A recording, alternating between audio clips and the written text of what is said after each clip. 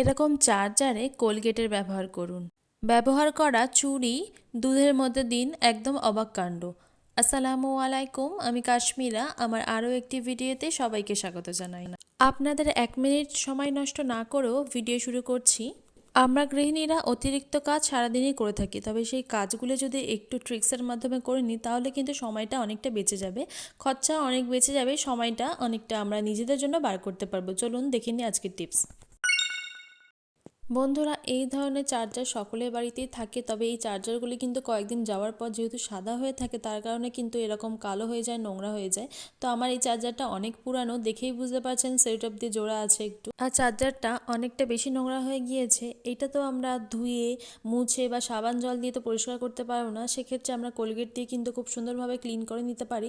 আপনারা নিজের চোখেই দেখে বুঝতে পারছেন যে কতটা ভাবে সুন্দর ক্লিন হয়ে যাচ্ছে। আর এরকম একটি কটন দিয়ে আমি একটু পরিষ্কার করে নিচ্ছি। খুবই বেশি সময় লাগবে না, খুবই তাড়াতাড়ি ঝটপট করে নিতে পারবেন।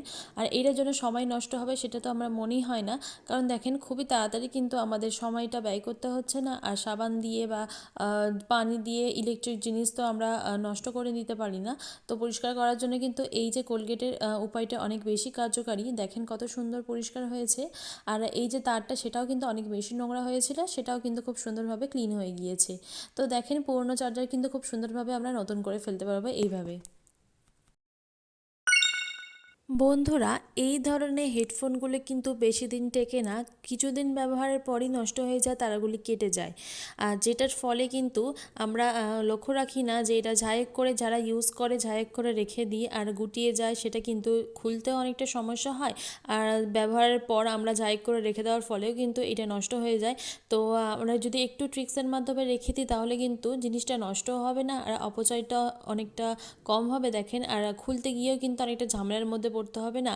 আর এইভাবে করে গুটিয়ে রেখে দিলে কিন্তু ক্লিপ দিয়ে আটকে রেখে দিলে আমরা যখন খুলতে যাব পরের বারে তখন কিন্তু খুব সুন্দরভাবে খুলে নিতে পারবো। এটা কিন্তু ছোট হলে অনেক কাজে।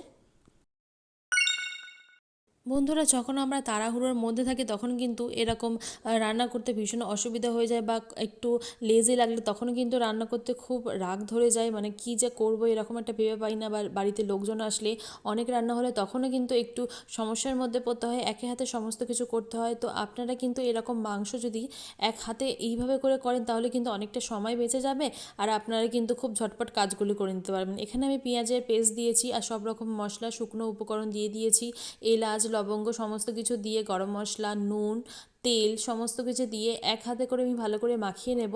আর আদা রসুন পেস্ট যা যা লাগে মাংস তৈরি করতে বা মাংস রান্না করতে সমস্ত কিছু একইবারে কিন্তু আমি দিয়ে দিচ্ছি, দিয়ে ভালো করে হাত দিয়ে আমি গুলে নিয়ে আর এখন মাংসগুলো ম্যারিনেট করে বেশ 0.5 ঘন্টা রেখে দিলাম। বা আপনারা যদি নাও চান যে 0.5 ঘন্টা রাখতে সময় নেই বা অনেক রান্না আছে, তা সেক্ষেত্রে কিন্তু আপনারা এরকম ম্যারিনেট করে সঙ্গে সঙ্গেও আপনারা রান্নাটা চাপিয়ে নিতে পারেন, তাহলে কিন্তু এটা আর আপনাদের সময় নিয়ে চামচ দিয়ে নাড়তে হবে না, অযথা সময়টা এই দিকে যাবে না, অন্যদিকে আপনারা অন্য কিছু রান্না করতে পারবেন।